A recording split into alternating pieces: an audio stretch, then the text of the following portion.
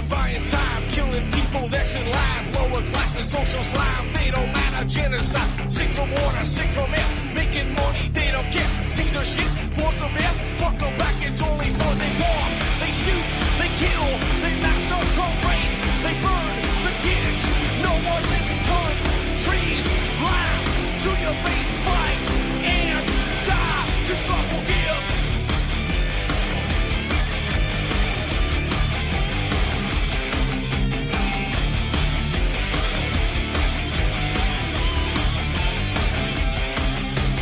Selling lies and buying time, killing people next in line. Lower classes, social side, they don't matter. Genocide, sick from water, sick from air. Making money, they don't care. See their shit, force a bear, fuck them back, that's only fair. They bomb, they shoot, they kill, they massacre, rape, they burn the kids.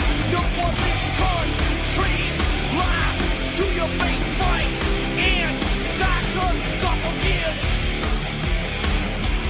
Yeah.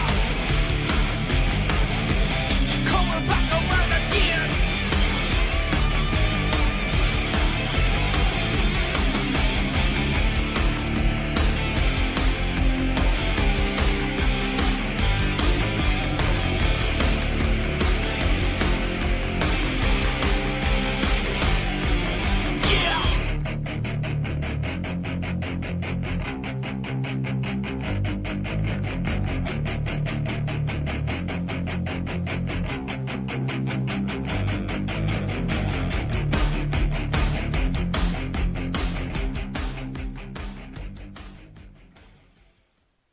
Welcome to the show. I'm your host, Ron Stevens. This is Rock the Boat right here on UCY.tv, and I'm your host for the next 2 hours. My guest today is Michael Schmidt, a raw milk advocate. Actually, he's a food advocate. He just happens to deal in raw milk, but he deals in organic foods as well. He is going to be my guest today. I just got a call from Michael just before I got on air here, and he's in transit right now, and he was thinking we could do the show from his car, but I told him, you might get a ticket. So he's going to be home probably by 12:35. So I think what we'll do is we'll just do some stuff here and wait till he gets in the house, and then I'll call him into the show. And then we've got him for an hour and a half after that, so that's a good thing. A very busy man on the road all the time, and or in court, or in the barn milking the cows, or in the fields. Growing the crops, extremely busy man, and very talented man too. I don't know if he made a mistake when he came to Canada or not, but he came to Canada, I think it was in the late 70s, early 80s, from Germany, where he learned about organic food and that, and he came here to start a new life. Well, he's got his new life started. He's been maliciously prosecuted for over 20 years now. But he has no back down in him. He knows right from wrong, and he's a moral man, and he's standing his moral ground, and we will win this. And I'm very much looking forward to Michael when he gets on the show. I've known Michael for it's got to be about 10 years now.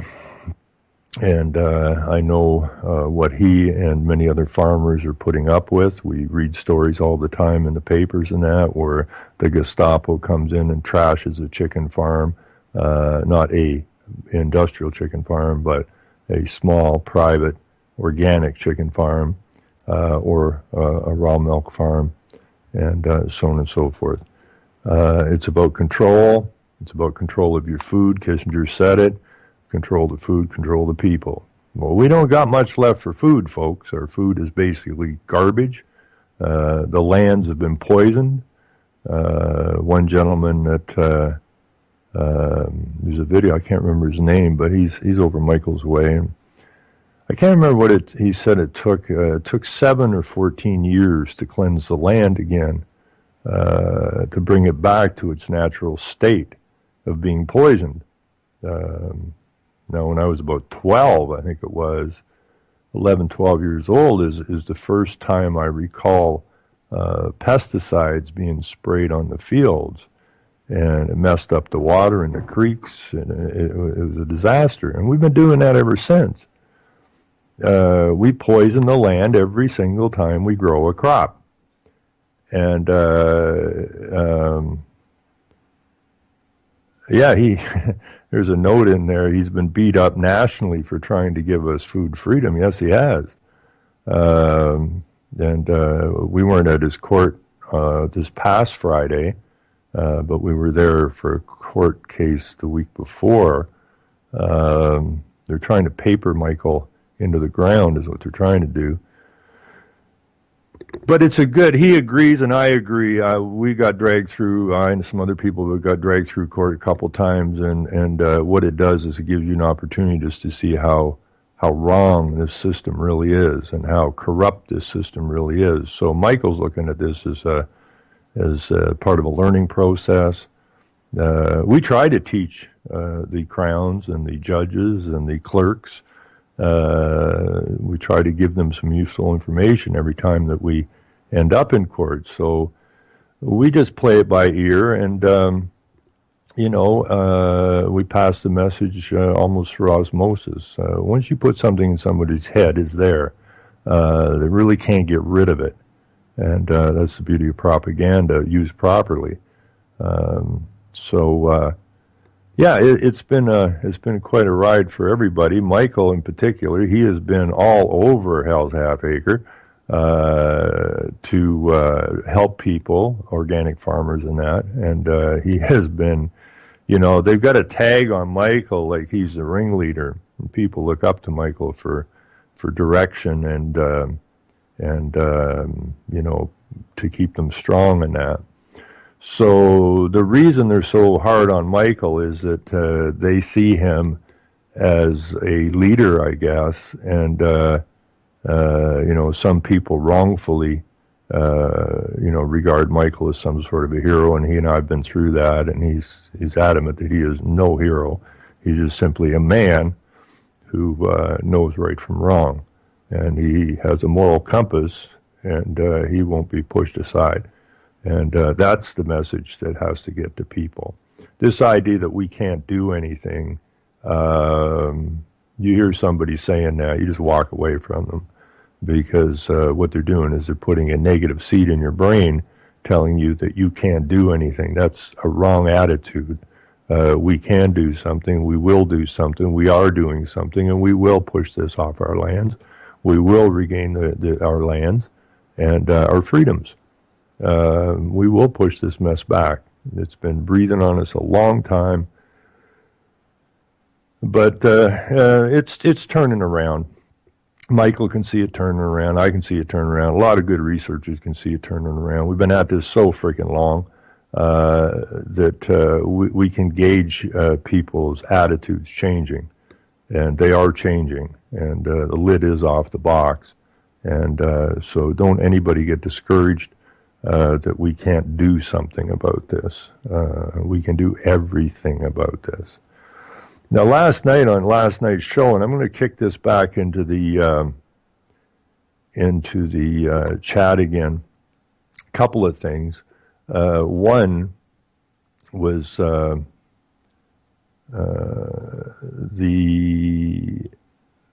if I can dig that out, which is the League of Nations search engine.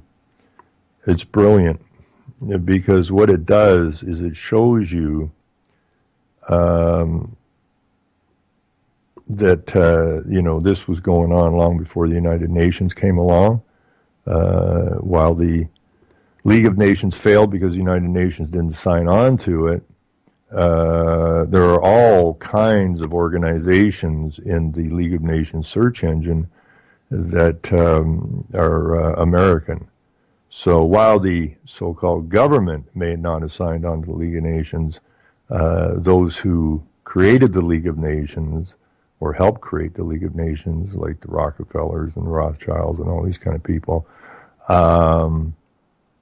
were involved in the League of Nations with all these organizations. So you can just go to the search engine and search a subject, or you can just hit the organizations. There's 24 pages of links here.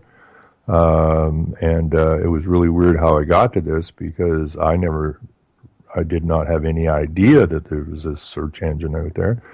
I get these books, I get them every day in the mail, or every other day. No, I get them every day. And it's called the Forgotten Book Series or whatever, so they send me a new book every day. And this was about Blavatsky, from the...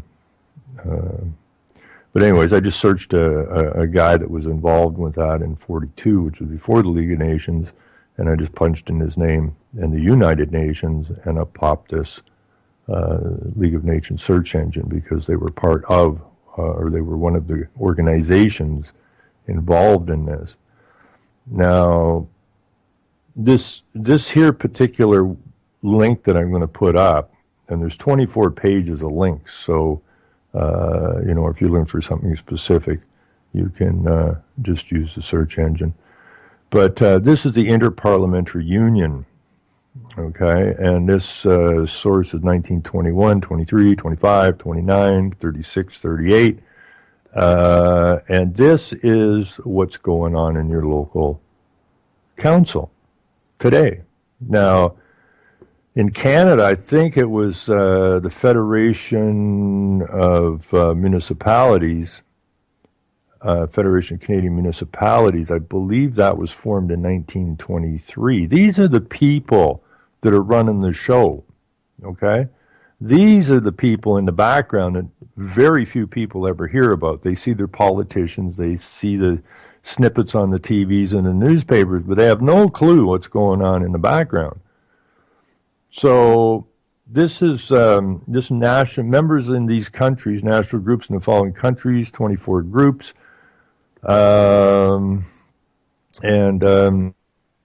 Canada is involved in it since 1921. In 1923, I believe it was, the Federation of Canadian Municipalities was kicked up.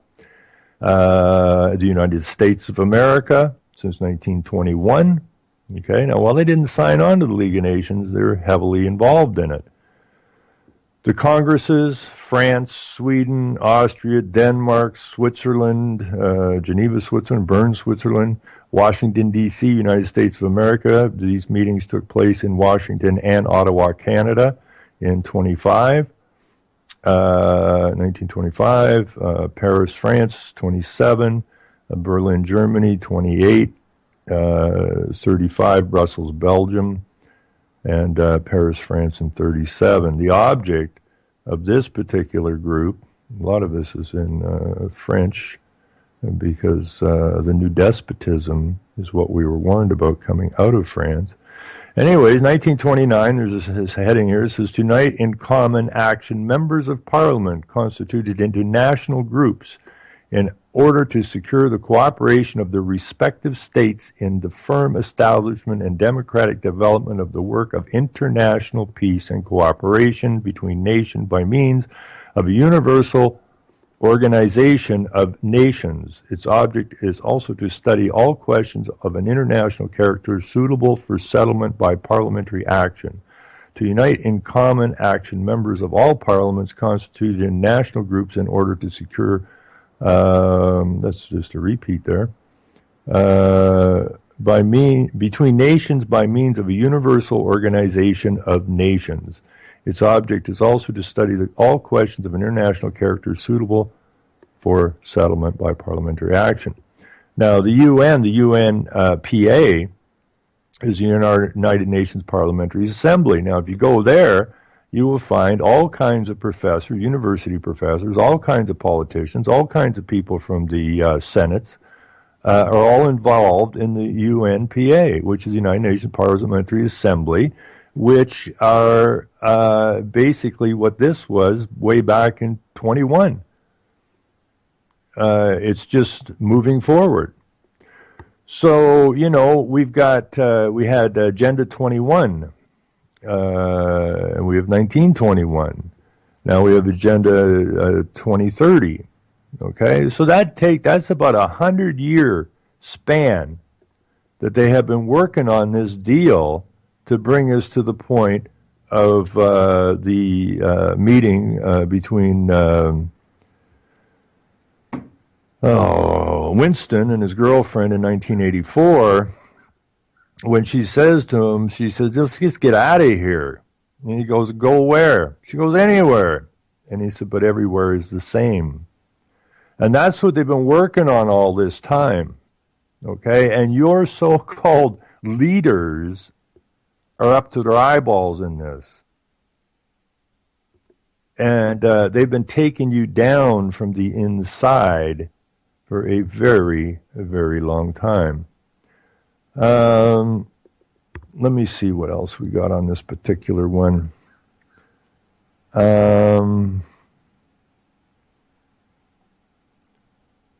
Let me see here. Find some English. 1938.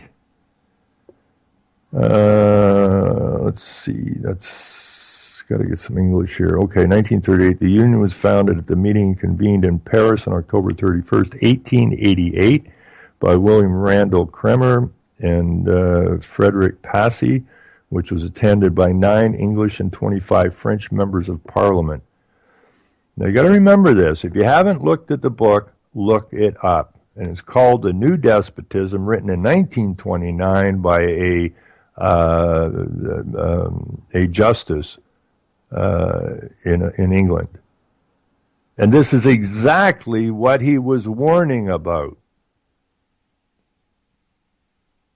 So you need to go and read that particular book, and it's called The New Despotism. You can pick it up most anywhere on the internet in a PDF file, and just download it and read it. You got to get the basics. You know, Clinton doesn't matter. Trump doesn't matter, okay? Your state senators don't matter. Your mayor doesn't matter, okay? All of the work is being done behind the scenes. Those guys and gals are the window dressing. That's what they pay attention. That's what the media shines the light on, knowing full freaking well, because the media is totally involved in this. Okay, so they keep you looking over there while they're over here doing the actual work. And it's basically about complete and total standardization of everybody and everything. Anyways, let's see what we got here. 25 French members of Parliament, the first interparliamentary conference in the strict sense, met in the following year, 1889. 8 parliaments were represented. The Union has held 33 conferences in all, 18 before the war, and the most recent at Paris in September 1937. It is now national groups in 30. Or it has now in national groups in 31 parliaments. The Union's program to work comprises the following questions: development of international law, is which they want to bring you under, complete and total international law, not your nation's law, international law, reduction of armaments and security, economic and financial problems, protection of national minorities, colonial questions, social questions, evolution of the representative system. So that's something I'm going to stick in here, and you can look through that, and you can use a search engine. You got some brilliant information in here, so that people, especially researchers or anyone that cares, can use this to understand how this has all been put together, and that we are, in fact, under some serious stress here as far as nations go. The deal of the nation state, or the deal of the UN, is end of nation states. So they're trying to destroy your nation. The media in that has constantly said, oh, the UN, well, that's really not an elected body, and nobody cares, and don't even look there. They've said that so many times, and people, oh, yeah, well, the UN is kind of a useless organization. Well, that's what they'd like you to think. Okay, it's the umbrella for all of these organizations, from Zionism to your local police department to your local council people. They are all moving the templates that are handed to them, and it's all being set up and implemented in your nation without your okay, without your permission. You didn't vote on any of this stuff, right? You didn't agree that you wanted to be a part of an international law system, a standardized system. That's a pretty boring world if there's a group, unelected group, that decides how much water, how much food, what kind of housing, what kind of education, and so on and so forth, that we're going to get. Because once they do that, then your mind has become enslaved, and we don't want to go there. Now, an interesting word is, let me see where I put that one. An interesting word when you come up with despotism. I'm surprised my computer runs with the number of links I got open. Anyways, despotism, mid-18th century, from French, okay? Despotism. And there's a note here from a guy named William Godwin that wrote in the Enquirer in 1797. And that was when the big change out really took place as far as law is concerned. If you look at Anderson's Law Dictionary, you will see it's that time frame, and it's a change out. It's the real change out from any sense of law to the complete changeover to the legal system, where they started registering you to the state. And from that registration, you, the citizen, were given a bundle of rights. And that bundle of rights, of course, is ever-changing. And basically, you were sold to the state from about that point on, and the legal system took over, which is a system not of law. It is color of law, backed up by the force of law, and it is despotism, it is tyranny. And that's what we've been living under ever since. But if you look up despotism, it says that, and it says, this is what William Godwin said about despotism. All education is despotism. Okay, basically, I guess, because there's a group of people that control the education system that are only telling you what benefits them. They are educating their slaves, basically. Now, despot from 1560 is an absolute ruler, from the old French despot, from medieval Latin, despota, Greek, and despot's master of a household, lord, absolute ruler. And that's what they've done. They've put us in their house. Okay? Your parents, particularly your mother, registers you for benefits. Okay, so you basically have been sold to as a slave. And that's what it says in plagiarism, and that's what they did. They plagiarized your name, and it says kidnapping of a child or a slave. And that's basically what they did. They kidnapped the child of your mother, which is you, and entered you onto the plantation, okay, into the house. And you are lorded over by the house owner. And we need to get out of that house, right? We need to get out of that house, desperately so. Okay, so you're under absolute rule. It is a housemaster. For first element, see domestic. Second element, cognate with Latin, which is potent. Now this gets interesting because it says here, progressively more so is used in various language for Roman emperors, Christian rulers of Ottoman provinces, and Louis XVI during the French Revolution. The female equivalent was dysphonia, which means a lady or queen or mistress. Okay, so yeah, because Elizabeth took an oath. The woman took an oath to uphold the law as per the King James Bible, which is simply treat others as you wish to be treated and do no harm. But as queen, the queen is at the apex of the political and legal system, which are corporate. Okay, which is the farm, which is the plantation, which is the business. And you are the slaves on the plantation. Make no ifs, ands, or buts about it. And you're stuck in that house. So this is the duality. And it also says that while Elizabeth and the queen / crown / corporation are separate, they are also indivisible. That's one of those lunatic legal sentences. Okay, because it's all artsy-fartsy shit. It's all stuff made up in their minds. And, you don't have to look at it too hard. If you are separate, then you're already divided. If you're indivisible, you can't be separate. And that's exactly what they did with us. They stole the name. They redid the name. They corporatized the name. They monetized the name. They made the name liable.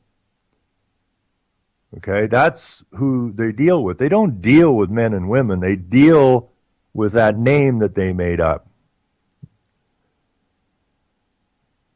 And you're the proxy for the name. So it's the same thing. You, the man or woman, are who you are.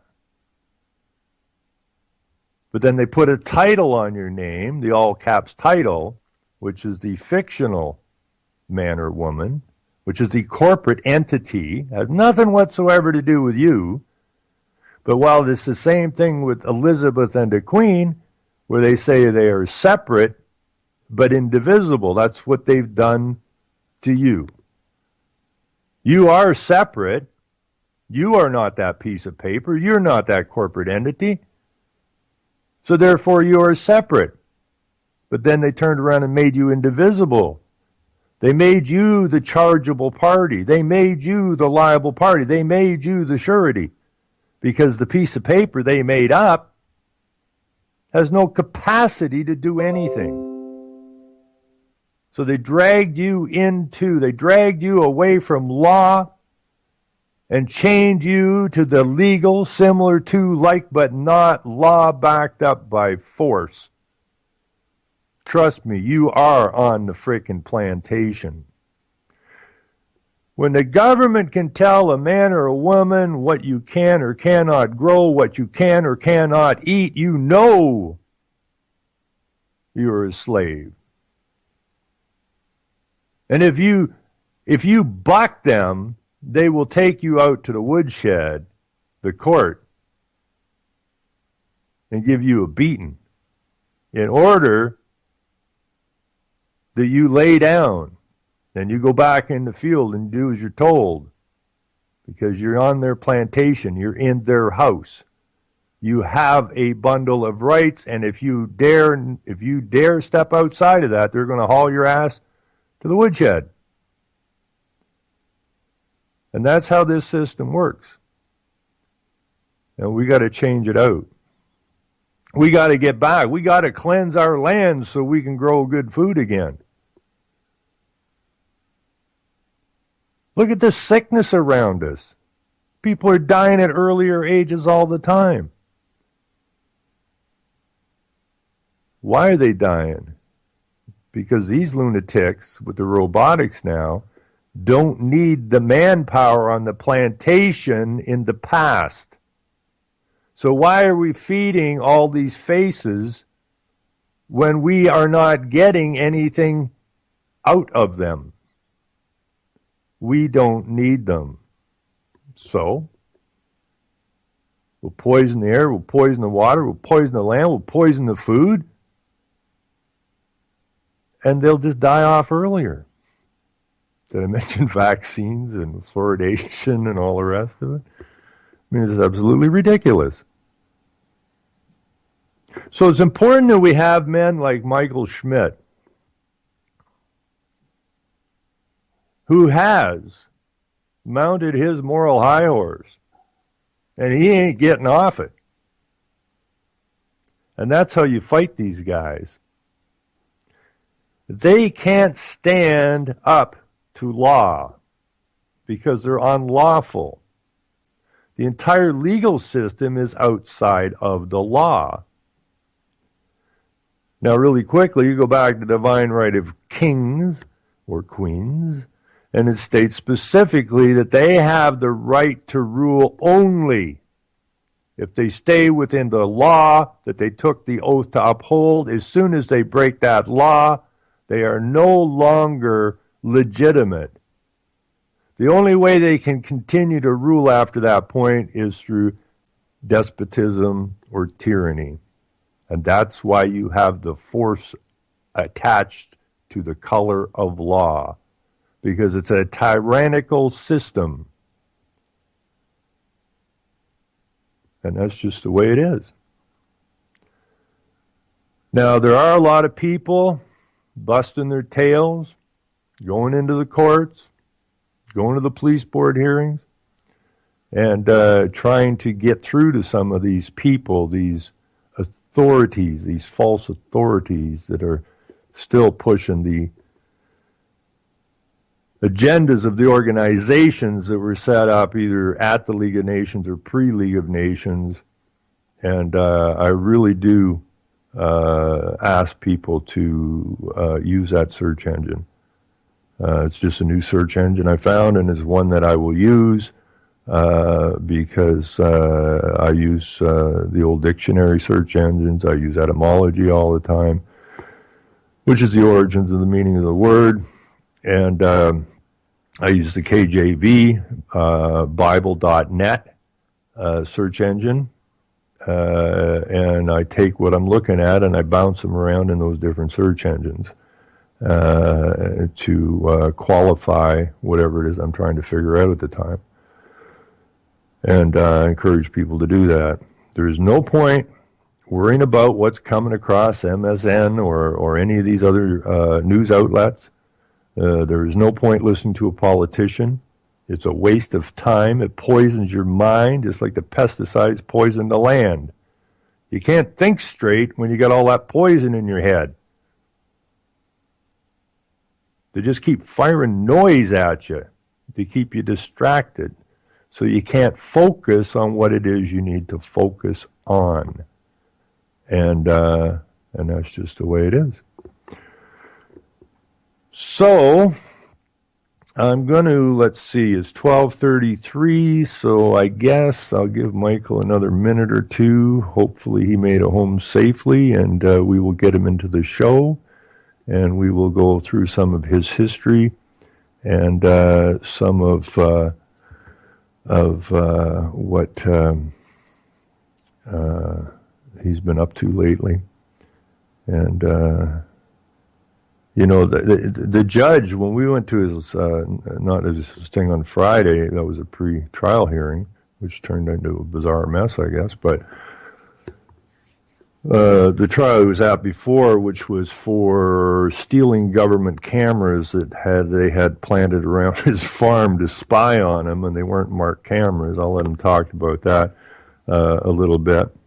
But the judge, you know, it's Get Michael. This is Michael's first win in a court.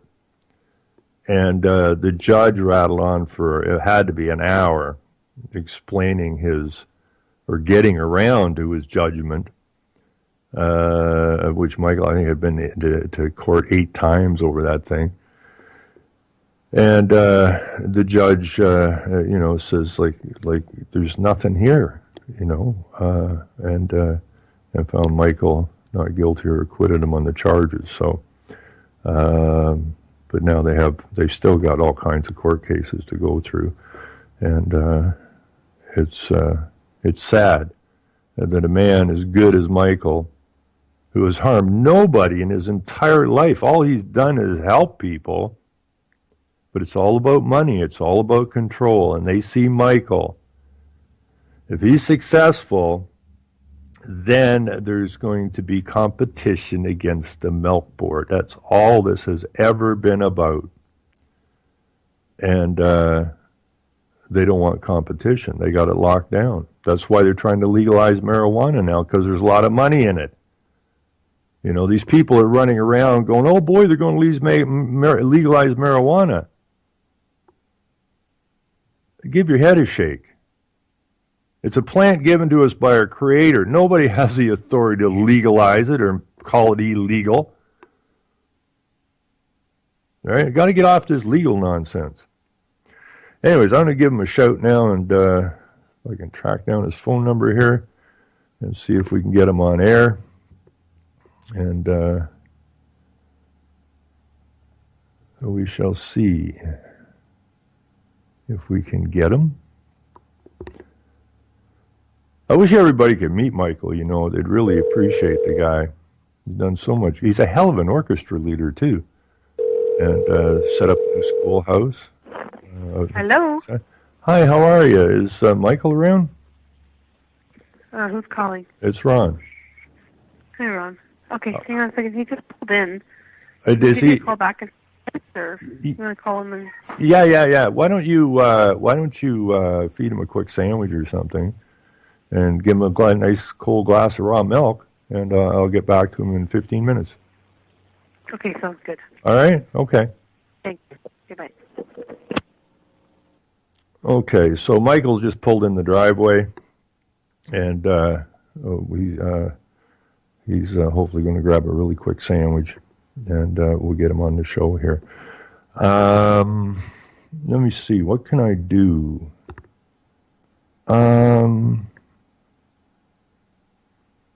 Let me try and get a hold of Enos here, because Enos was a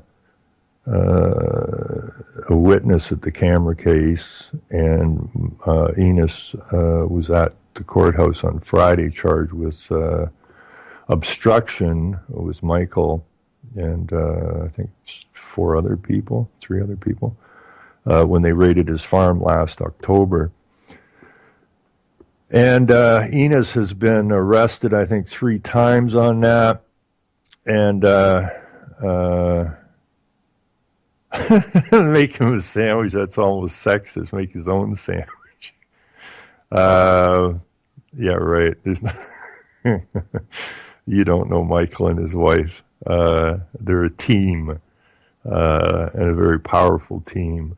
And if his wife had just come in the driveway and she was coming on the show, trust me, Michael would be making her a sandwich.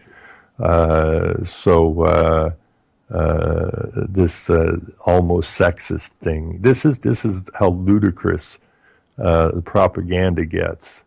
You know, you're a racist, you're a sexist, yada, yada, yada, yada. You know, my attitude is say what you mean and mean what you say, and if somebody don't like it, they can turn around and walk away. This sexist thing, that's just more UN globalist control propaganda that they feed the different groups of people to divide and conquer the people, to separate the people into little groups that fight amongst each other. That's all that is. No, trust me, if Elise was coming in the driveway right now, Michael would be buttering the bread and making a sandwich and making sure that his sweetheart had something to eat before she came on air. So there's absolutely nothing sexist about that. Okay, what am I gonna do here? Do I try and get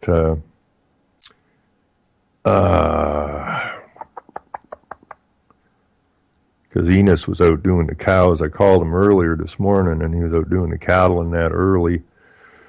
And he's been on the road a lot as well. So he was going to lay down for an hour. 39.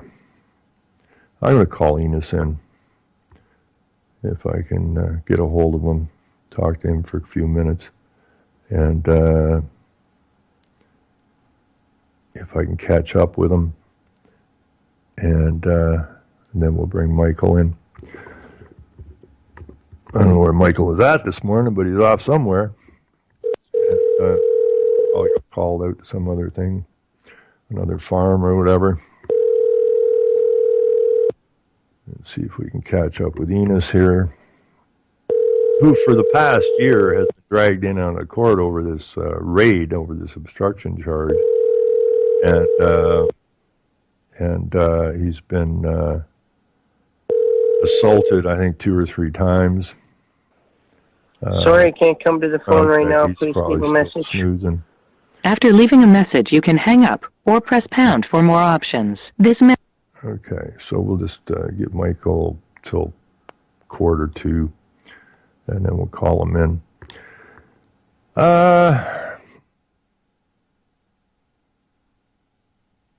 Anyways, I know what else, if I can find it, that's kind of important.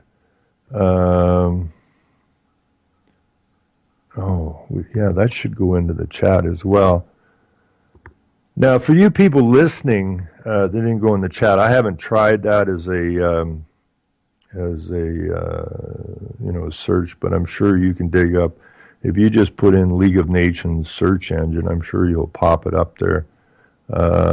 It's very important that you do so to get a real good idea. I mean, everybody's in this: the Boy Scouts, the police, the Zionists, and so on and so forth.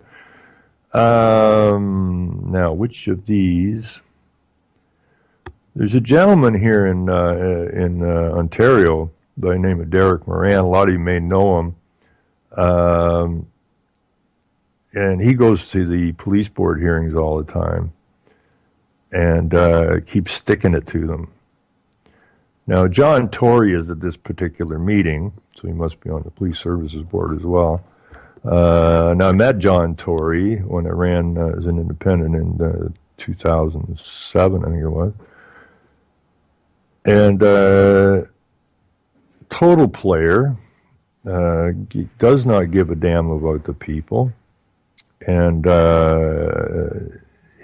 when you watch this police board hearing, if you have a clue what's going on at all, and you listen to the police in that after Derek speaks about they're having a meeting in Toronto with 35 chiefs of police or something that are coming in from places like Denmark and this and that. And our chiefs of police get sent over to these other countries where they have these meetings which are not recorded, which are not televised, which have no oversight body to them whatsoever. And you get a bunch of chiefs of police working out the globalist propaganda on how they're going to implement it in their neck of the woods. And that's very dangerous. But you listen to these guys talk and you realize that this is the UN templates, the globalist templates that are being done here. So anyways, this particular video, I didn't listen to all of it, but he brings up some good points. I think it is the 1 hour, and let me just check this out here real quick, about 1 hour and 33 minutes, thereabouts. So I'm going to throw this in the chat. So if you go to 133, 1 hour and 33 minutes in, or just shortly thereafter, maybe 1:33:10 seconds, you will pick up Derek, and has some very good stuff in here regarding the Constitution, regarding the fact that the statute law is not applicable here, that it is in fact civil law, and that civil law only is in 2 real places, and that's the French, and that is in Canada, Quebec, and in the United States, Louisiana. So I'll put that in, and if you wish, you can listen to some more of it. It's worth listening to after Derek's on here, because it really tells you how far gone we're getting down the road here.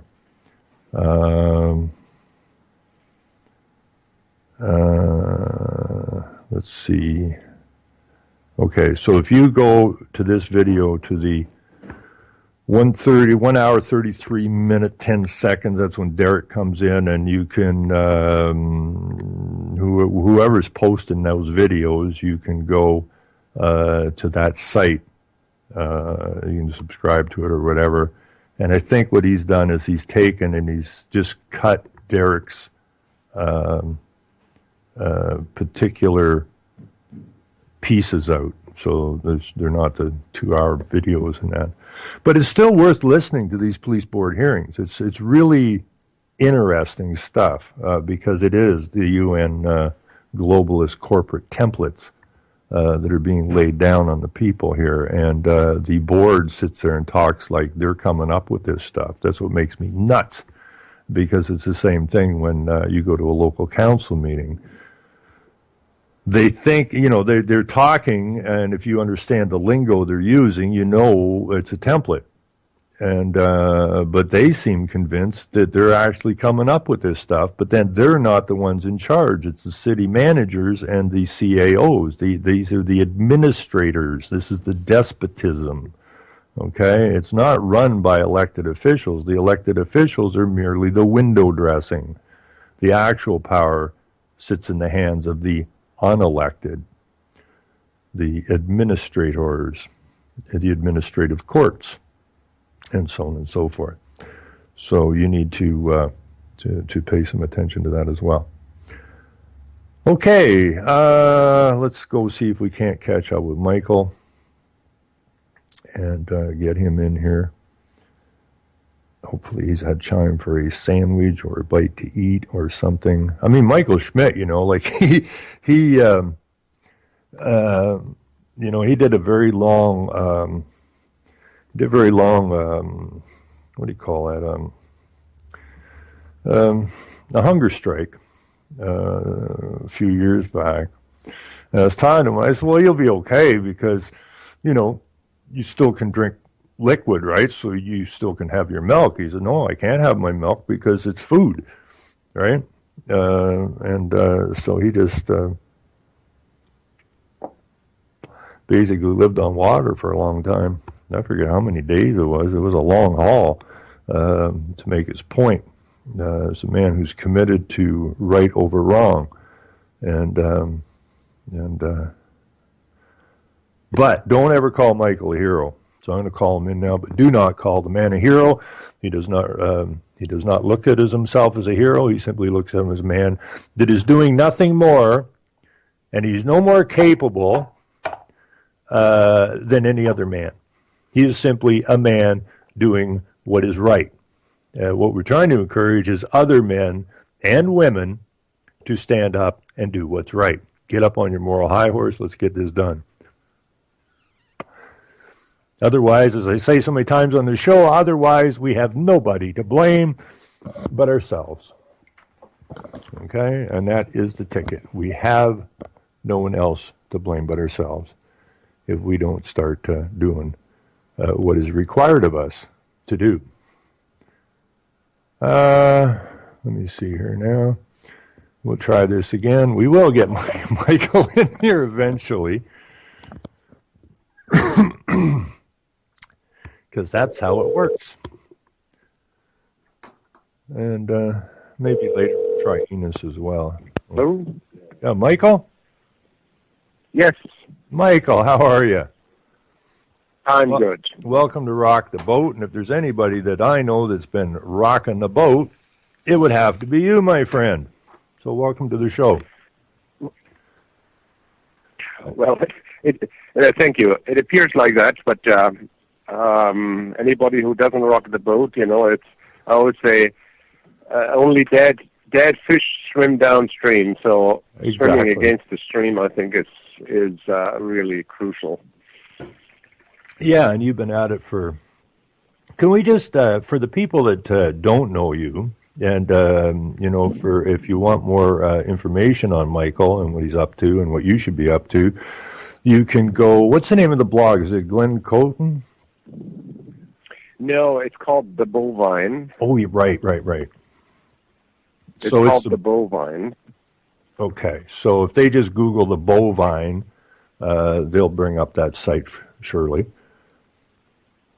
Right. And then you have a couple. And even if they just put in Michael Schmidt raw milk or Michael Schmidt charged and so on Google, then there's so many articles and stuff reference. They can't help there, it. so it's no problem. Can't help but run into you. Right. I'm sure the government runs into it all the time too. They probably every time they go, oh, there's Michael again. But you originally came to Canada when, in the early '80s, was it? 80. We bought the farm here in '82. '82, and you came from Germany. Right, and you came here to what? Start a new life? No, I was just. We were just farming. We had we bought a dairy farm and started kind of converting that to organic farming, and then we kind of changed the dairy farm into kind of a more common sense farm, a diversified farm where you have pigs and horses and basically everything what should be on a farm. Yeah, like a regular farm.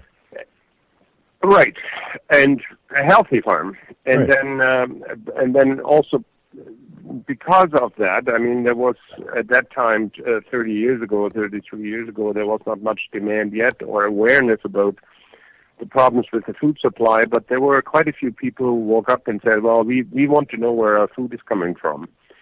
And so we connected with these people, and it basically grew from just basic products like meat and eggs and so on. They started also to if they can have milk, and that was clear then at that time that there are some barriers which had to do with the milk marketing board at that time, and I wasn't really aware of that milk causes such a stir here in Canada.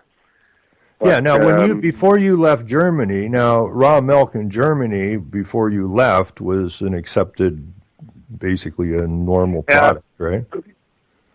Oh, in Germany you can go to any farm and go and get your milk. I mean, there was absolutely no problem. We had people coming to our farm, and we had people, kind of stopping in. We had government people stopping in, get their milk. It was a non-issue.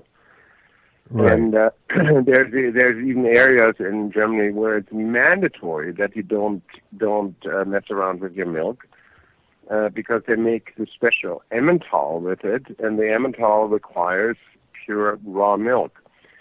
So coming over here and realizing what witch hunt is going on and how they basically demonize milk.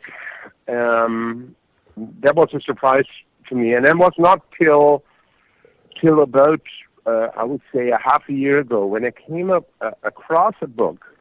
There was a kind of a summary of the early 20s when the milk leagues were founded in Ontario, and they had their main concern was to kind of get a better price for the milk, so they wanted to kind of come together, market it together, and secure the market. And right in there it says, and that's a really interesting quote, is that they were trying to lobby municipalities to introduce pasteurization to prevent farmers from selling milk outside of their milk league.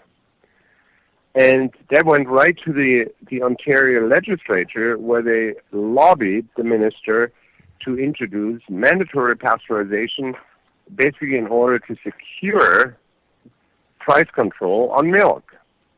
And that was, for me, an eye-opener. I thought, yeah, this is what they use health issues or, a food safety issue as the argument in order to control the price and control the milk. Yeah, take a monopoly on the entire milk industry. Right.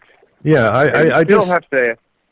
I just have a little. I have someone puts this in the chat here. It says my father had a dairy farm when I was born in 1948, and when the dairy board entered the Ontario market, he then realized that it was now criminal. That milk had been criminalized, basically, and that's what you found. I mean, I find it ludicrous. I drank raw milk when I used to work on my uncle's farm. Big families, healthy families. I never seen anybody sick. When I was out at the farm, it was 100% organic. But that's before they really brought the pesticides and the controls in, back when we actually had food. And that's all you guys are really trying to do, isn't it? Just bring food back to the people, right? Right. And then making a way people responsible for their own food, so you enter into an agreement or into a relationship with the people who want it and say, well, you know what, you are as responsible for your food as we are, and if you make a conscious decision or choice in regard to which food you want to eat, then there are some obligations, and that means you are responsible. So their involvement in the farm goes right into management decisions and say, well, no, we don't want commercial milk. We want the milk produced. The cows need to go on pasture. You have to use organic practices and stuff like that. So they're right involved in demanding how their milk is produced. And that's all we do. So they don't get a product they don't want. People, there's nobody who doesn't know what this milk is all about. So compared to when you go into the grocery store, I mean, that's a public place basically. People go there and they basically, people decide, or our legislators decide, we need to take control of that because there is people who don't know what they're getting, and we need to secure the food safety for them. Well, in our case, it's completely out of the public realm, because it is basically, you go to your neighbor and say, well, hey neighbor, here's a cow. Can you milk the cow for me? I don't know how to milk a cow. You know how to milk a cow. And the only thing I want is you give me the milk and you keep the rest of it, Yeah, it was not Rockefeller. I believe it was Kissinger who said, "Control the food, control the people." And I was absolutely astounded when I was doing some research. And apparently, the first what you would call grocery store didn't appear in the United States till something like 1945. Which is interesting when you look at the timing. Yeah. Yeah. So this idea of these totally controlled farming operations that feed these grocery stores is really actually a pretty new phenomenon. Where the food that you produce has been around since the beginning of food. And my argument is always with raw milk in particular, that if raw milk is so freaking dangerous, then we wouldn't be having this conversation, because we would have all died from drinking raw milk. Right, all the farmers would be gone by now. Yeah, we would have never had. And besides the point that any milk truck should have actually a warning label on it, that it's a dangerous, hazardous substance, on the road. You don't see anything like that. No, you don't see anything like that at all. But I'm amazed at. No, can I ask you a question? Now, you've been banged around pretty hard for a long, long time. Now, all they want you to do, Michael, is submit to them. They want you to say, this isn't worth my trouble. You people just need to go back to the grocery store. Now, I'll grow organic carrots and chickens and whatnot, which I can sell. Maybe I'll just walk away from this milk thing. But there's more of a moral question to that, I think, isn't there? Well, it really depends on what your philosophy is and what your responsibilities are in society. Okay, You can say either, I become, kind of a silent consenter to anything what's happening, and just comply, and that seems to be the trend in society nowadays. That everybody that people are almost pleased to comply. They feel good when they comply, and something with there's something where I say I cannot silently comply to something which is not right. Okay. And if you do comply to something you know in your heart is not right, then you've moved over that line where you become it's not worth fighting about. I'll just continue to comply. And if we see some of the biggest disasters in the history of man, it has been through unquestioned compliance, is how they ended up putting so much hurt on people in the past. Well, it's this whole philosophical question. I mean, in a way, the courts are a joke. When you look at the Nuremberg trial, and it was said right there, doing a job is no excuse. So just complying because state agencies and police tells you to do that, it doesn't give you the right to comply, because as a responsible citizen, you are accountable to the future generation and not to the past generation. And my background is from Germany, and I know what it meant there. What the consequences were of people not speaking up, and they had to speak up. Right. If we think that life is a cushion here, and we just, as long as we have our food and our entertainment, everything is honky dory. But that is such an irresponsible position you're taking, because it doesn't take into account the future for our children. Okay, so I'm not standing here and doing that for myself. That's gone. I'm doing that because I'm worried about the future generation, and I'm worried about, that we're raising kids who just say yes, yes, yes, and end up in the biggest disaster you can imagine. And this is globally, thinking globally, what we are facing now.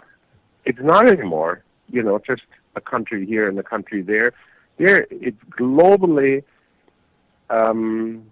It's almost like a disease, how people don't realize what is cooked up here and what we are facing. And it seems like an impossible uphill battle, but I think, one by one, if people wake up, and that's why I'm saying, personally, for me, it's not so much saving my own skin. For me, it's how many people in the process of all these court proceedings, how many people can we wake up and say, well, it can be done? Yeah, As soon you stop saying yes, as soon you stop complying, that is the start. And I call it literally a silent revolution. As soon you start, as soon you stop saying yes to everything the government tells you to do, that is where the wake up starts. Okay. Yeah, like I've had people ask me tons of times why I'm doing what I'm doing. Like, I've had people say, well, like, what's in it for you? Well, to date, nothing. Why am I doing it? It has nothing to do with me. It's the same thing you just said. This has got nothing. I'm not important. What's important is that the children who come after us have an opportunity. And if we just continue down the road we've been on, they have no opportunity. It's going to be a completely standardized world run by those who you never see, telling you what you're going to live in, and what you can eat, what you can drink, how much electricity, how much water you can consume, and so on and so forth. That's tyranny, with a very large T in front of it. And we owe it to those who come after us to do everything we can while we're here to get this back on the right set of rails, if you will. It's I think it's an amazing ride. You know, I don't. A lot of people get really upset about court. I actually kind of enjoy it now because it's so ludicrous. Once you see how this system operates, there's nothing to fear there. You know, so we use the opportunity. Personally, you're right. I think people need to stop fearing the courts. Number one, okay. Secondly, I think they should really try to examine, do they need a lawyer or not. I mean, they have a right to go in there without a lawyer. You know, they can ask questions if they don't understand. You question the court, okay? And the court does not have a right to tell you you need to have a lawyer or you have to have a lawyer. No, it needs to be. I mean, from the law itself, you know, if it's written that people don't understand, then it basically is no law for the people anymore. Yeah. Well, that's what it is. And the whole yeah. You go ahead. Well, it's not law. That's the whole ticket. When we were in there, you know, I asked the head of the OPP that was there, and one of the head guys from the Attorney General's office that was there. And it was just a huge circus, but, you know, we're standing outside the courtroom, and I said, you know, is this common law or corporate? And one of the heads of the OPP, not a uniformed officer, a very expensive suited officer or administrator, just said it's all corporate. Right? It's not. It has nothing whatsoever to do with law. These are administrative courts. If there's not a jury there, it's not a court of law. It's that simple. If there's no jury, then you know it says, "Let no man judge you." Well, if there's a man judging you, then it's not a court of law. You know, if you look at law, the job of the judge is not to give opinion, but to give advice to the jury or ask questions of the jury to qualify questions, and that's it. Kind of like almost like a referee is the job of a judge. Right. Yeah. So we're not in courts of law. We are in corporate commercial system similar to but not law, backed up by the force of law, which is really tyrannical. If you need a force to back up your law, then you really aren't in law, right? You are just simply a corporate administrative body. And that's the problem with the courts, is they're actually not what they purport to be. If they were, they wouldn't have been doing to you what's been going on for so many years, you know. But your stamina is amazing, and you've got a good group of people around you. But just before we continue, the one thing that's stuck in my head right now, just kind of bugging me. What is the name of the guy? I think I either met him at your farm or met him somewhere, maybe at a court case. There's the farmer that bought that piece of land that took him, 7 years or better to cleanse the land before he felt comfortable growing crops on it again. You know what I'm talking about? No. No? I saw a video. I'm pretty sure he's a local guy over your way. Yeah. But I mean, the point is that they poisoned the land.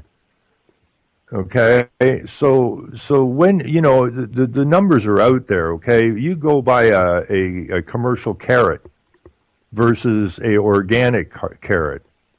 The nutrient value between those two, they both look like carrots, right? But one has like a 50-60% nutrition rate versus 100%. So while they may look the same, it's kind of like legal and law, right? While those two carrots may look the same, they are not the same. And this is a problem something that people have to understand. You know, if you're Well, going to it's- buy an organic carrot and you're paying 20% more for the carrot, you're actually getting more nutrition for less money than if you go buy a carrot for 20% less in a grocery store with 60% less or 40% less nutritional value in it. Well, it comes down actually to the question: is food itself, does food becomes detrimental to your health if it's grown like that? You know, and so food becomes a liability for your body. And I'm using the term in regards to milk when a cow gives, let's say, 20,000 or 30,000 liters of milk. Where do the nutritional qualities come from? They can come from a sick cow. And if the cow only produces, 2 lactations of milk, who wants to drink this milk? And I'm all in favor of pasteurizing that milk because of the danger of pathogens in it. But, if you go back to understanding really the nutrition of a cow and the importance of a grazing cow and hay for a cow and so on, without pushing a cow, you get completely different quality. And that's why I'm saying, we're not talking about the same thing when we're talking about raw milk and milk you buy in the store. Just to paint a picture. Understanding how, pardon? Just to paint a picture real quickly for the people, Michael, is that I've milked cows in a commercial milk barn. And for people that I know wanted to get away for a day or something, right? And I've been to your barn. There is absolutely no freaking comparison. The animals in the commercial barn seem more agitated. It doesn't matter what goes in that vat because it's all going to be pasteurized. Your barn, I actually went over there. We were over there one day looking for you, and you weren't there that day. And I walked down to the milk barn, and it was empty. The cows were out in the pasture. But it looked to me like you'd quit milking cows. And what's the girl that works there? We shouldn't say her name maybe, but you know who I'm talking about. So I went over to a different barn and I was talking to her and I says, like, where's the cows? Like, and, in the field. Yeah. Well, are you not milking cows anymore? Well, yeah. Well, that barn looks like there's never been a cow in it. And she goes, well, we clean it. Right? And so people see the picture that's painted. I think what I'm trying to say, the picture that's painted to the public of an operation like yours is that you're putting your health at risk, right? And they paint this picture of sloppiness and disease and so on and so forth. If you haven't Michael's barn, if you haven't seen Michael's cattle, the cows, I never seen a happier bunch of cows in my entire life. He had music playing in the barn, and I mean, they were very quiet compared to the commercial barn I was in. This is, the government paints these pictures that aren't real. I guess is where we're going with that. I've drank your milk. And I'm still here. Your one product saved my father-in-law's life. The workers at the home were beside themselves. He had gotten C. diff from the hospital, and they couldn't ditch it. They kept feeding him full of pills, and it would seem to back off. And as soon as they took him off the pills, it would return. And I gave him some raw liquid yogurt. I think it was a quart of it. And the girls at the home were good enough to allow me to bring it in. Now, had it been a corporate nursing home, there's no way. But, they said, if you've got something, they can help get it here, right? And they gave him that glass a day, a juice glass a day till they were done the quart. And his C. diff disappeared, and it never, ever, ever returned. And all the pharmaceuticals that they shoved down his throat couldn't do the job. So, it's your body, and if you put everything you put in your body reacts to it. Right. So if you're putting garbage in, what are you doing? You're hurting yourself. Why do you want to hurt yourself, I guess, is another question. Why would you intentionally harm yourself? Well, I've always compared. People are so concerned to put the best oil and the best fuel in their car, but buy the Right. cheapest food, and the biggest garbage for themselves. And they go have a McDonald's burger for lunch, right? Yeah. So, anyways, the court cases here. Just if you can just a lot of people. I shipped this out to a lot of places. This particular show today, and so I know we have Americans in that listening in as well. But your first real hit came in what, the 90s, right? When they raided your farm? That was in 1994. In 1994, it started that we had our first raids here on the farm, where they actually came in.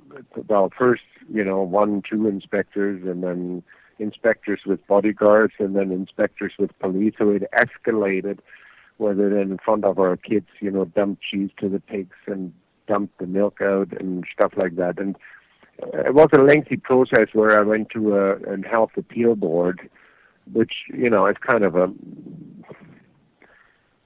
funny thing because it's established from the Ministry of Health, which enforces the health laws, and you can appeal there the decision to shut you down. And I went through the process because I wanted to see how that works. And I mean, it's basically the police policing the police, and so that didn't lead to anything. And so I got convicted. And at that time, it was already that people, were part owners of the farm.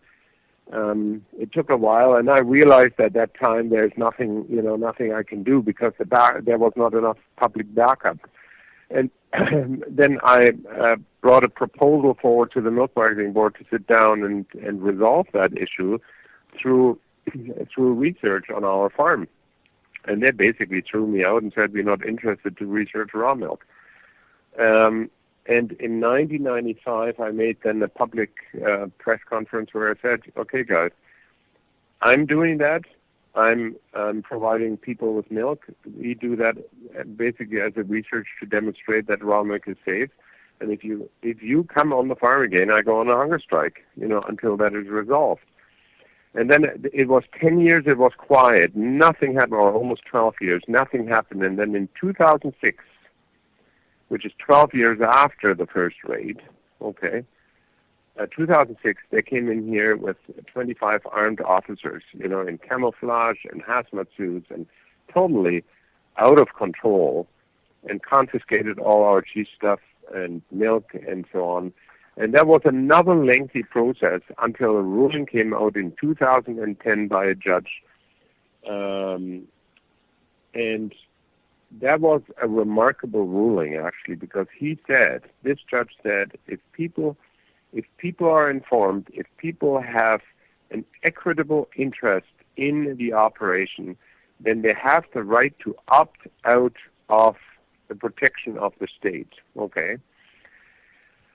And when you analyze that was actually a dangerous ruling, for the state, a very dangerous ruling, because it could be applied to many other things, so there was no way that the Attorney General would let that stand, okay? And then they found technicalities how to appeal, and they appealed and appealed and appealed.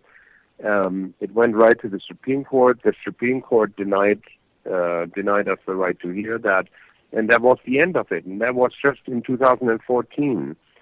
And in 2016, so 2014, the Supreme Court denied us a hearing, and in 2015, a year later, they came back again with 20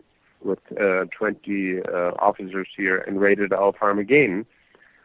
And prior to that, they installed 3 months prior or 4 months prior to that, they installed surveillance cameras on our road to basically record every car and person entering this farm, which created huge uproar in the community because suddenly everybody was questioning what the hell is going on here. I think Why that, is there surveillance? I think I Yep. think that was a huge point, Michael, because I think I could be wrong, but I've been watching this for a long time, and I know the people for the longest time just thought this was about the safety of raw milk and that. And I think that last raid, it really dawned on people that that raid had absolutely nothing to do with the safety of raw milk. This was about control of a system. That's the feeling I got. I saw a huge change in the people from what I was watching. That this was a much bigger story and a much bigger thing than they actually thought it was for an awful lot of years.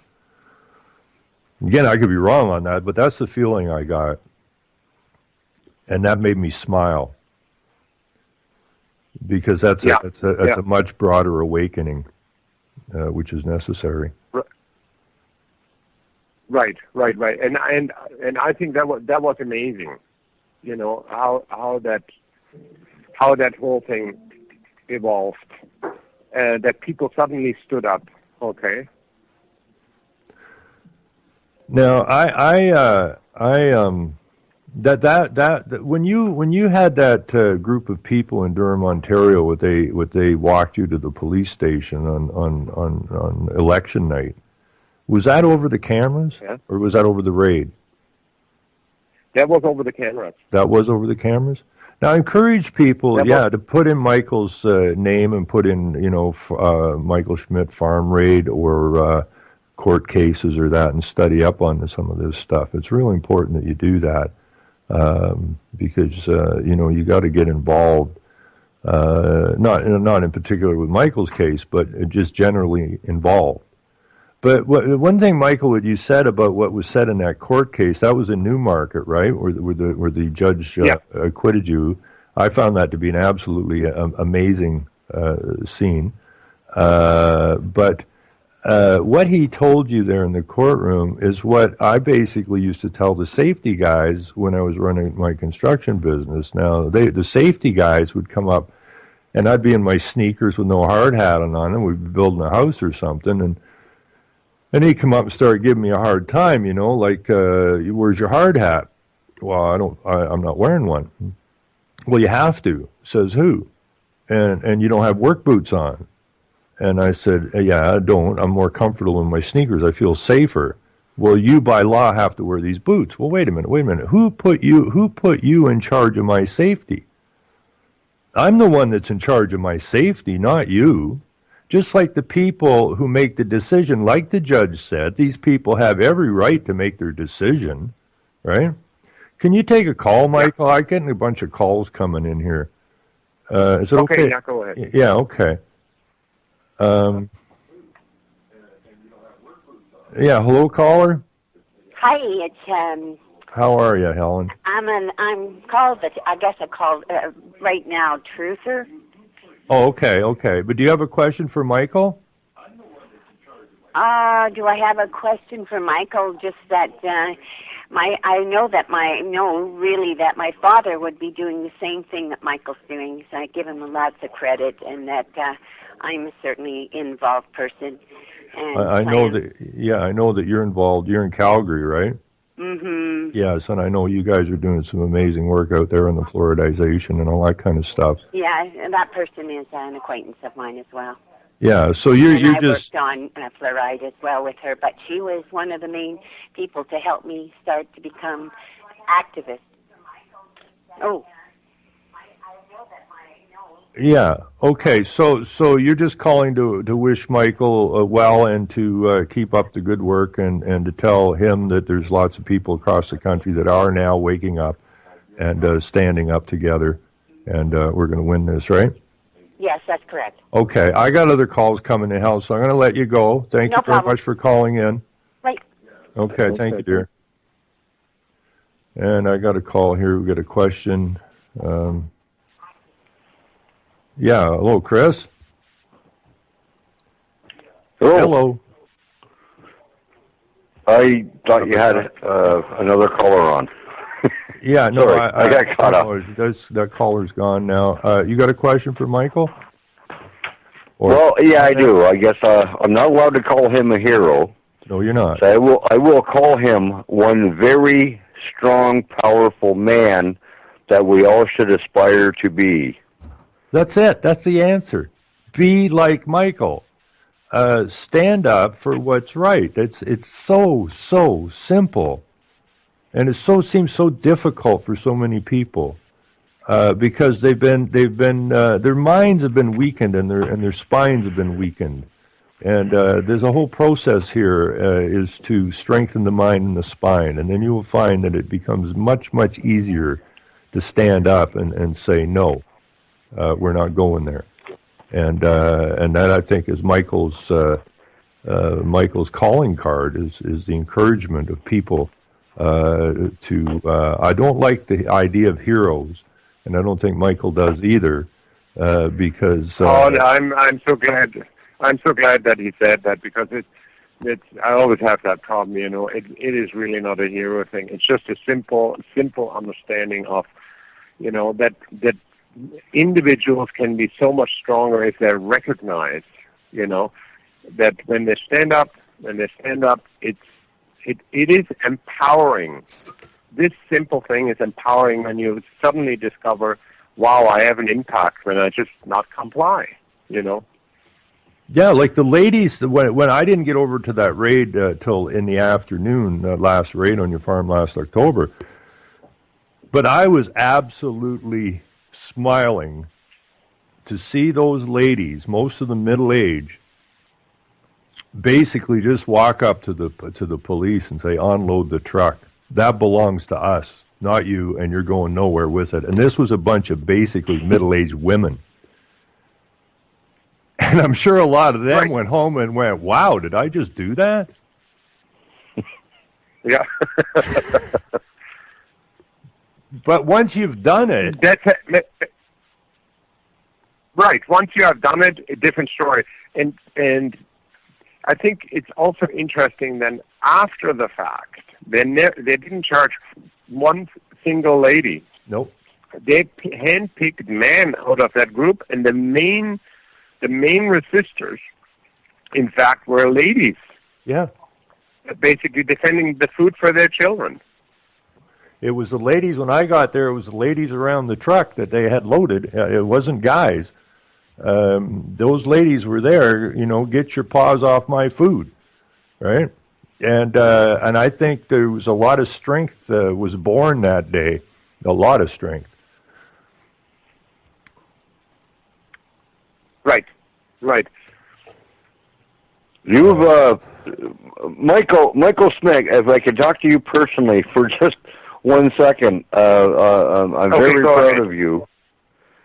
I'm very proud of you. I've seen you've been national news for just trying to do the right thing, and it's such an honor to even speak with you. I hope you continue doing what you're doing, and I don't think you're not gonna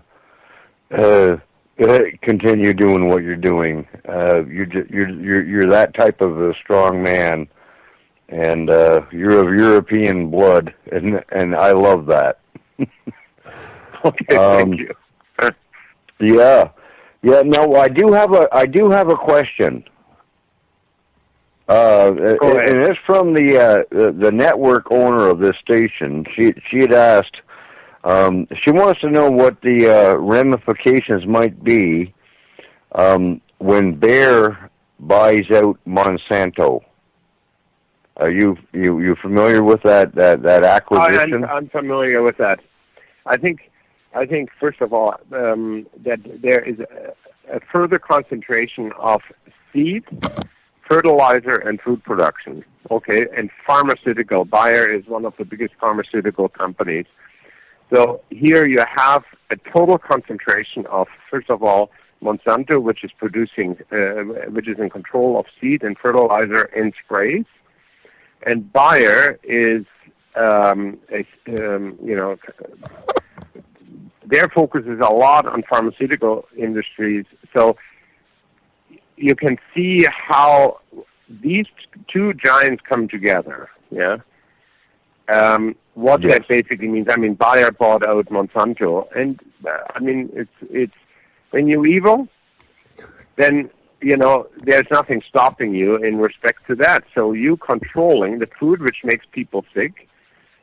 You're basically controlling also the production of the food by poisoning the soil and so on. And then, like a politician once said, the health of people or the sickness of people is a natural resource, because they can milk it on both ends. Bayer then with their pharmaceutical products, they pump it in, so they make money on every level. So I'm just saying, people opt out wherever you can out of the system, because it's gonna kill you, and it's gonna kill a lot of people. Yeah, the system is not designed for your health, that's for sure. That's more than obvious. And so we need to encourage everyone to, support their local farmer, but go find a farmer that actually understands that food is like, it is your body, it is your system, it is your health. Without good food, you're in trouble, big trouble. And so just to bring this one thing up, Michael, when we were at Guelph, I forget what that guy's name was, the professor or the government guy or whatever, but he said it very plainly, I thought, was that, and somebody had made that question, I'm not sure it was you or someone else, but if they found a viable way to make money off of raw milk, then they would likely legalize it. Right. Yeah, so we know it is not a health issue. It's a dollar and cents issue, and they have the monopoly on the milk now. Why break up that monopoly? It's too easy the way it is right now. Right. Yeah. So it's not about your health. I mean, the whole health question of raw milk is ridiculous, to say the least. It's food. Yes. And it's control of food. And if they control the food, they control, like Kissinger said, the people. They control your health. Like this Bayer and Monsanto thing is ridiculous. So Bayer is a pharmaceutical company. They make the pharmaceuticals that they needle into the animals, and you get sick, and you go to the doctor, and doctor writes your prescription, and just like you said, they're milking you on both sides. Right, or the feeding off you on both sides. So we have to become responsible. That's what we have to do. We have to become responsible for our own health, and we have to become responsible enough to understand that we've been suckered, and we have to get away from that. It's almost like I said this at that thing way back that Doug put on up at Woodford, like that's got to be 10 years ago, or maybe not 10 years ago. It's a long time ago anyways. But I remember when I was speaking there, I said, it's like we basically have to move away from this system and build a parallel system, and bring people over to a right system versus the wrong system that we're stuck in now. And that means that we have to stand up and we have to be able to say no, and not be fearful. If you live in fear, you will always comply, and that's what they depend on. Some pencil neck comes up to your home with a piece of paper and says you got to paint your door purple, which is coming, by the way. I don't know which color they're going to choose, but it's all about sameness, and people will comply. And you say, right. Why are you painting your door purple? Well, because the guy with the paper said that they passed a bylaw that said our doors have to be purple, therefore I have to make my door purple. And you say, are you a lunatic? And it's the same thing with your food, right? They try to scare you away from nutrition, because if you get proper nutrition, you're healthy. Then all of a sudden, you are a threat to them. And that's why they do what they do. So back to your courts real quick. Now, have you heard anything more about the sheep napping situation, which is, I encourage people to look that up, Michael Schmidt, the sheep case, is absolutely ludicrous. They came in, again, the government came in to a woman's farm who was growing heritage sheep, and that's, what's that called? It's not scrappy, was it? Is I think the name of the disease? It's scrapie, yeah. Scrapie? And they ended up telling her that she had to put down her entire herd, or entire flock, I guess, of sheep, that they couldn't tell if they had the disease until they took a brain test, and the only way they could do that was if the sheep were dead. Now, those were heritage sheep, right? Right. Yeah, and what I've been seeing for the last bunch of years, it seems that anything that is heritage is getting put down. It's the same as I'm not sure if you're aware of the pig farmer in Michigan. In the state. The Green Acres guy? Right. Yeah, I think it's Baker Farms. Yeah, they did the same. Yeah, Green Acres Farms. They did the same thing with him with his field grown or pasture grown pigs, right? They came out with these things that if the pig didn't conform to these specific traits, which are the factory hog farm, that if his pig had a straight tail or a curly tail or straight ears or floppy ears, or just went on and on and on, page after page, that he had to put those pigs down.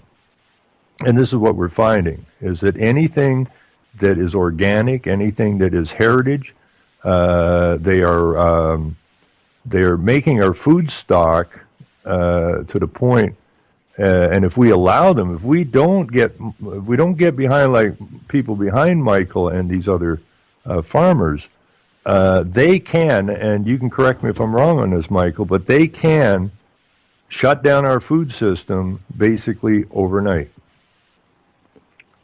Yeah, absolutely no problem. And there is no, no independent review board where you can appeal to. They have absolute power to make that decision, Mm-hmm. And that I think is the scary part in that whole situation. I mean, with that Montana scrapie case here, that itself, opened a lot of eyes when you looked at the disclosure.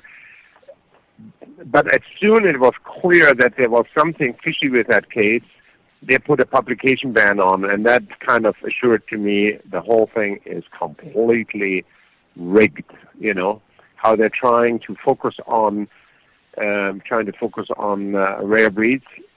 Kill them all, and then they said it into my face and said simply, "Oh, we secured the DNA.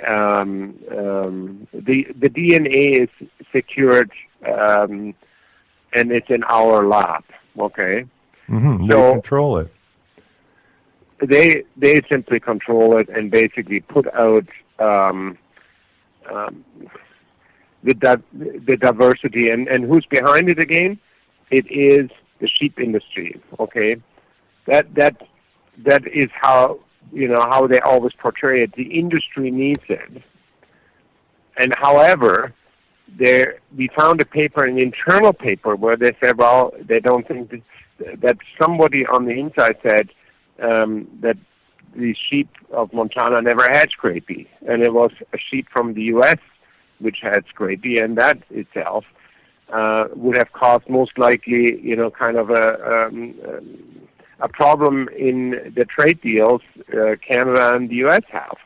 So they're using a woman, with a small flock to target her and make an example of her. And that's all they're doing, and that's the same thing they're doing with me. They're just trying, it doesn't matter if they win or lose, they just want to make an example of me, so that nobody dares to do the same thing challenging the government. And that is really problematic when people get scared away by that. I mean, it's understandable. 22 years in courts, in and out.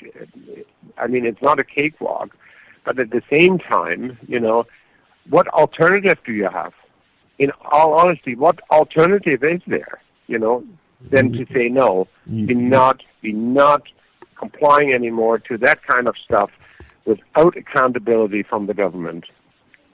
And you have politicians, and that is the mind-boggling thing.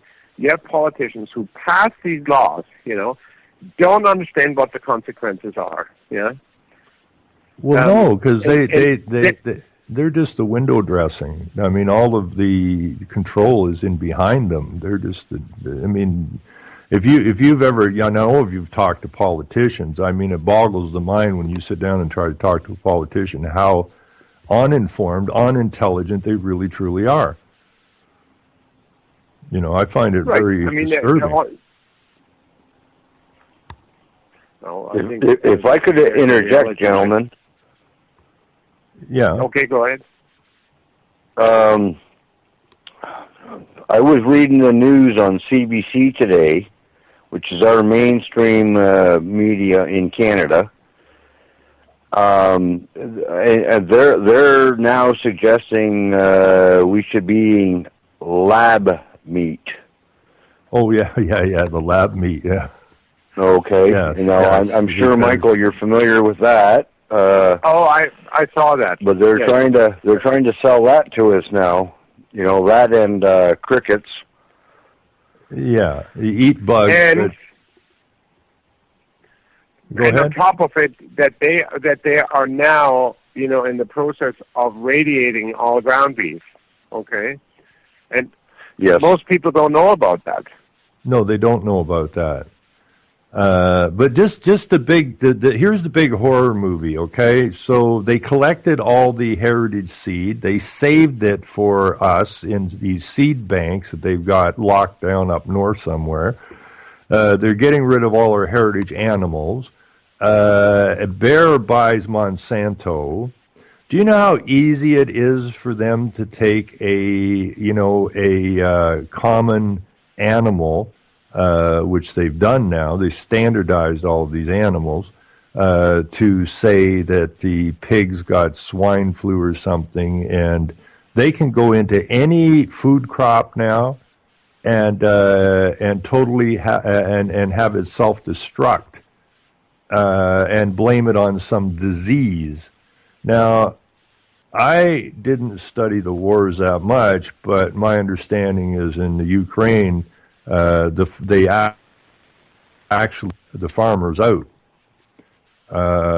Farmers were actually starved to death because they were looted for they grew the food, they just didn't get any of it.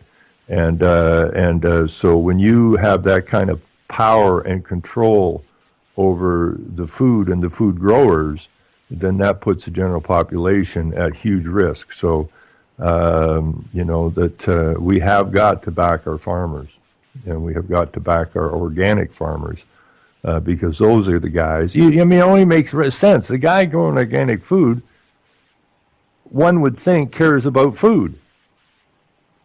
Right. Well, then why would anyone not support the organic food industry? And the more they produce, generally, the better the pricing is going to be. Okay, if I have 10 farmers in a row growing carrots versus one, then the supply is better, and therefore it becomes more affordable. One of the things that keeps people away from the raw food industry is cost, and that has to get dealt with as well, I think.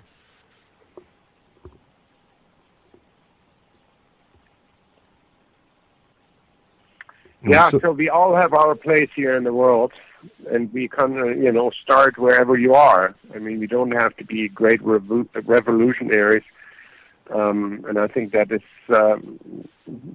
what it is so important to, first of all, inspire people, be an example for people, and encourage people that it's not a big deal. It's not a question of that you're morally on the wrong side of the fence. I think you're always on the right side of the fence when you have the courage to stand up to unjust laws. So, Now, Yeah, here's that's the all we thing, can- Michael, that you've had lots of experience with, and that's the police, right? Yeah. And my experience with the police is I notice a lot of people are extremely angry about a lot of things. And, I was having the police here at least once a month for several years. I always, people say, why didn't you run them off? Why run them off? They're here. I have an opportunity now to speak to them. Right? And I think you've got the same basic attitude.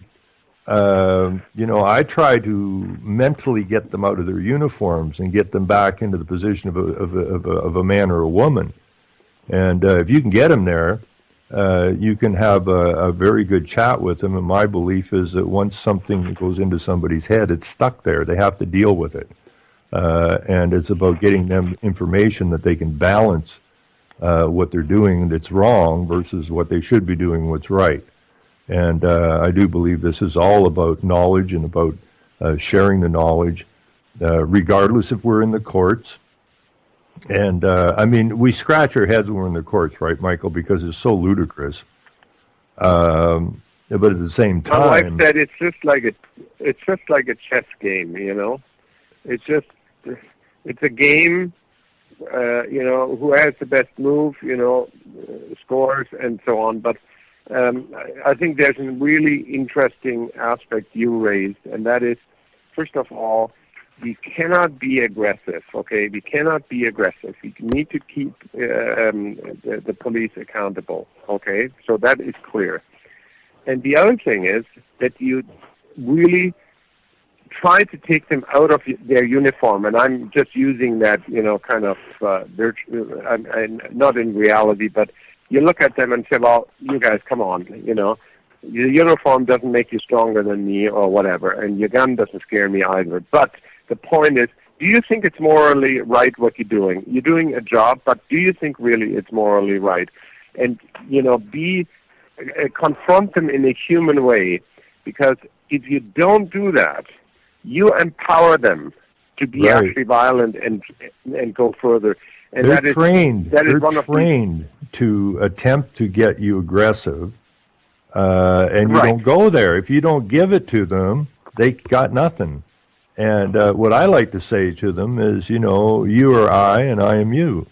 And we're all in this game together, right? And you have a family, I have a family, you have a mortgage, I got a mortgage, right? We're the same, right? And we're facing the same problems. And sometimes, I've had officers get quite angry, not at me, but I've had officers say to me, why don't I know this stuff? Well, if you did, you wouldn't be here. You would be somewhere else actually arresting someone that deserves to be arrested. And I ain't it, right? So, we just keep working away. I mean, I call this, I keep saying we are in the midst of World War III, and World War III is a spiritual, psychological war.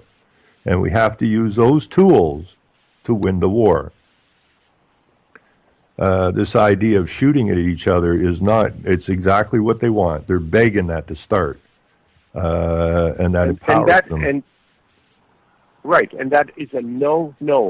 As soon you resort to violence, resistance, peaceful resistance is a must, okay? Because that's the only way how they start thinking, okay? When you start shooting, they don't think anymore, they just shoot back. That's right. And that's why I'm adamant about peaceful resistance and non-compliance. Yeah, I mean it's just the basics of law versus legal, and truth versus liars, and moral versus amoral. By definition, the legal system is amoral. Well, there's no doubt it's amoral. Have you ever seen anyone in power show any remorse after they've dropped bombs on innocent people? You never see any remorse. But they were legally okayed to drop those bombs. Well, it's an amoral system. And that's why you don't ever see any remorse from these people. You never see these people take any responsibility for their actions. Well, that gives us the upside here, because if we move from a moral standpoint And moral is the definition basically of law. And the moral will always, ride up above the amoral eventually. But if we don't encourage it, it can't rise. And if we don't encourage it, then we are the ones that are to blame. We, the people, are to blame. The authorities are not to blame. The government's not to blame. The politicians are not to blame. We are to blame because we allowed this to happen. We complied to this stuff. So that makes us the guilty party. And we have to change that mindset. Now, can I talk? We're going to have to do this again because we really didn't get into all these law cases and stuff. But we only have a few minutes. We got about 5-6 minutes left. But I'm really interested, Michael. For people that don't know Michael very well, please go and just Google his name. Michael's not just a raw milk farmer. Michael is a man who really does like people. And, you've run those concerts in your loft. You're a orchestra conductor. You've had a full orchestra in there for doing Christmas things and that. And you also opened up or were involved in opening up that country school again. We used to have little one-room school or small schools all over the place. So people weren't being bused far away from their homes, and you were involved in opening up that new school. Now, when did that new school actually open? I'm really interested in that school. That was 30 years ago. Oh, it's been running for that long? For that long, 30 years ago. And I find it, how shall I say that? I find it rather encouraging that there are enough people also waking up in regards to the school system that there are far more important things than academics, in small children to further academics. We're so brainwashed in regards to that when somebody can read and do math with 4 years is a genius. No, all the genius had a very creative upbringing, and to nurture creativity and being out in nature, it's so far more, and music is so much more important than pumping them full with academic dogmas. This is where the problem starts already in our school system. How kids get conditioned to what society needs or what they want to see society should be. Compliant. And the idea of the school is that you actually raise independently thinking children and young adults. So we need to think in a much more holistic way. How we bring about change in the world, and that is we're not producing organic food for adults. I mean, they stop already, but I'm concerned about that children get the right food. The same thing with education. The other thing is, what is the world without culture? Yeah, if everything is only business, and if you don't have nurture, the soul, then we're taking the culture out of agriculture, and that is part of what we're doing here on the farm. That people really experience the cultural aspect of agriculture. When you go to Europe, especially when you come from North America, you always look at these things and you admire the beauty of farms there, because agriculture was such a foundation of society, and also here in North America. It is the foundation of society, and if we don't keep that alive, then we just have agribusiness, and they will for sure kill us. Well, agriculture is really the soul of the people, because without the agriculture, you really don't have community. You really don't have your neighborhood. When your community is, and I don't like to use the word community anymore, but when it's built around the idea of what you guys have out there, where you have your own school, where you grow your own food, where people are encouraged to, look into what actually interests them, not learn this, learn that, and the sameness, the sameness gets really boring. I don't know where, I think that video is on one of your Facebook sites, Michael Schmidt. But when I saw that video, I had to smile. I mean, the children were not, they didn't look like they were in jail. Right. Yeah, they didn't, they looked like they had their own processes and thought processes. When I see young children here now going down the street, they're all roped together, right? They've been dragged down to animal status, really, and that's discouraging to see. I would be very ticked off if I saw a kid of mine roped together in a big long line, walking down the street. So it's it's compliance, and we have to get away from that. So. I know you've encouraged a lot of people over the years, and I'm sure a lot of the people just in your own neck of the woods have scratched their heads over the years going, what the hell's Michael doing now, right? And, why doesn't he just lay down, right? So I thank you very much for not laying down.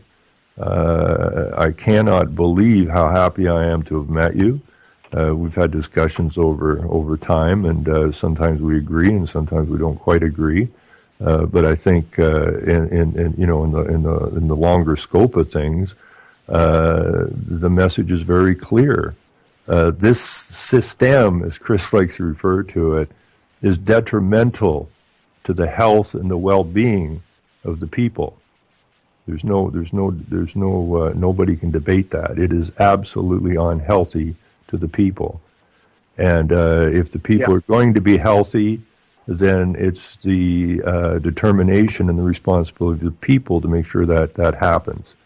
And so we got to thank you for all the good you've done and continue to do. And maybe we'll do this again, and we'll get a little tighter into some of these court cases and that, and go from there. So. I got to thank you, Michael. I'm so happy. I've been wanting to have you on the show for a while, and I thought, well, I was really hoping to see a win before we did this, and you did win your last court case, and that's one in the books after 20-some years, and I'm sure that one is going to get into a domino effect somewhere down the road here, and they will just throw up their hands instead of you throwing up your hands, and they'll say, just let them do it, right? That I do believe they're getting closer to that all the time. Yeah. So, okay. So to you and your lovely wife and Robert over there and the rest of the people that help you on the farm, I want to thank you from the bottom of my heart for doing this. And maybe we'll do it again sometime, Michael. And just before we get off air here, I want to just say that 3 o'clock. Hal behind the woodshed is on deck, and I encourage people to tune into Hal's show because he's another gentleman that gets it, and so you need to listen into what he's up to as well. So thank you, listeners. Thank you, those in the chat. Thank you, CY, for giving me this time each week, and thanks for those that called in. And I'll let you go, Michael. And thank you, Michael. Okay? Thank Everybody you. Be good and take care. We're out of here. We'll see you on Tuesday night at 7 o'clock.